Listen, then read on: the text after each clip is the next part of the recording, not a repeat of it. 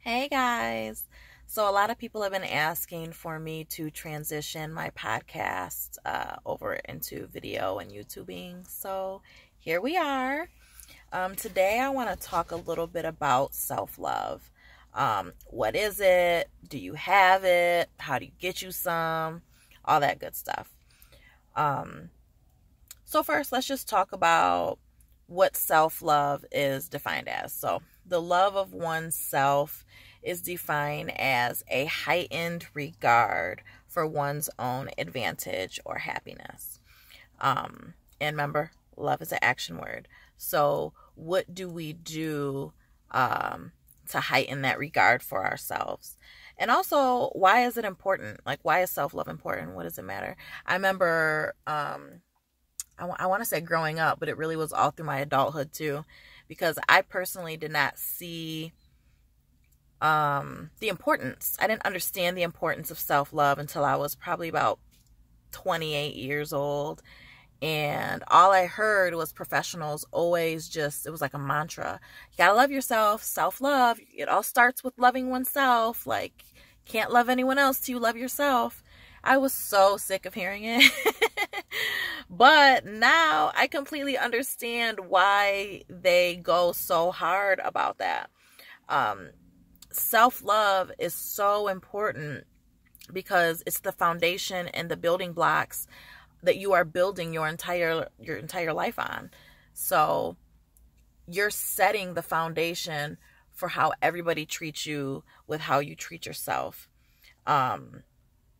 Until you learn how to love you, how can you really show anyone else how to love you? You know, we teach people how to treat us on a daily basis by what we indulge in, what we allow, what we participate in. So how is it that we can teach someone something that we don't know? And so if I don't know how to love me, ain't no way I can tell you how to love me, because I don't even know. It reminds me a lot of a vitamin deficiency. I was extremely deficient in vitamin D at one point in time. And because of my vitamin D deficiency, I was really unstable in much of my life. Like, I couldn't sleep properly. I was moody. I was tired. My brain was in a complete fog. Like, I could not get out of this fog.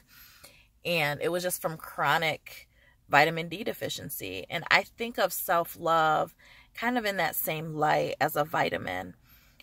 It's something that is necessary to stabilize us for the rest of the world.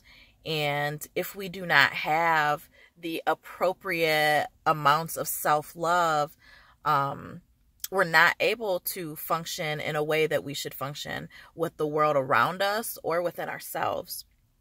So if you're feeling like you're out of control, you're constantly drained mentally, physically, emotionally, you most likely are lacking self-love and the balance that comes along with that.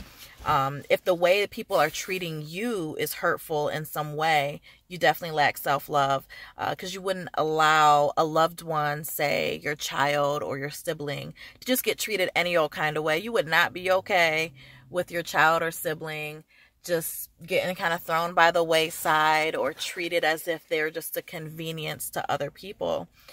Yet sometimes we find ourselves allowing that for ourselves. So if the way you are treating you is harmful in any way, you definitely lack self-love. How do you know? How do you know if you love you? I start with this because when you love someone, you pretty much can tell. You could tell me probably all types of things about that person. What are their habits? What are their likes? What are their dislikes? What makes them upset? What are their passions? What makes them happy? Ask those same things about you. What do you love? What are you passionate about? What are your morals? What do you stand on? What do you do for yourself?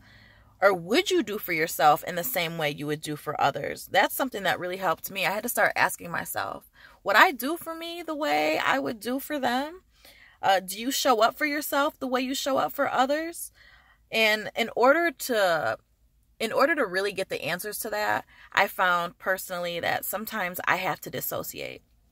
Sometimes I have to take myself up out of me to really think about like the facts over the feelings. A lot of times we get so stuck on our feelings that our feelings overpower, well, they shouldn't, but our feelings do overpower the facts, and that makes the facts seem negotiable. But at the end of the day, facts are not negotiable. Facts are facts. Whether you agree with them or not does not change the fact that they are facts. So when you learn someone, you want to, when you love someone, you want to learn them, you want to know them, you want to appreciate them, you want to show up for them. Ask yourself, how are you showing up for you? What are you doing for yourself that is showing that same love and appreciation that you've been showing to your spouse, that you've been showing to your kids, that you've been showing to your friends? Really hold yourself accountable for that and see what kind of answers you actually have for yourself.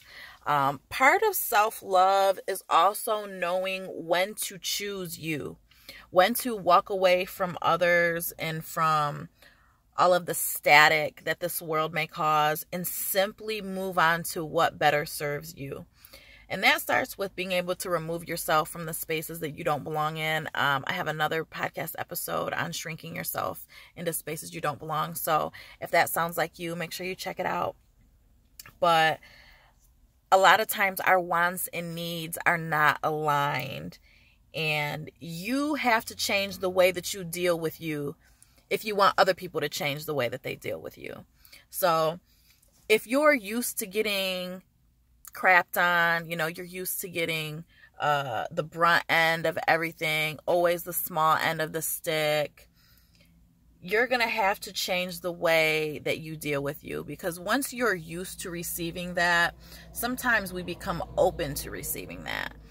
And just because it may have been, somebody didn't know how to love you correctly and you didn't know how to love you correctly, it doesn't mean you're stuck in that space. At any point in time, you can get up and you can say, okay, you know what? I have a boundary. I need to love me better so that you can love me better. And if they can't love you better, then you need to walk away, whether it be a family member, a friend, a job, a relationship.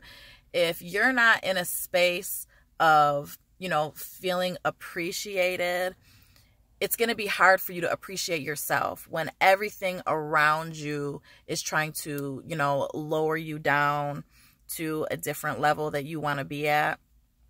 That's where the problems can come in at. So you want to make sure that you love yourself enough to stabilize you, to stabilize the grounding around you.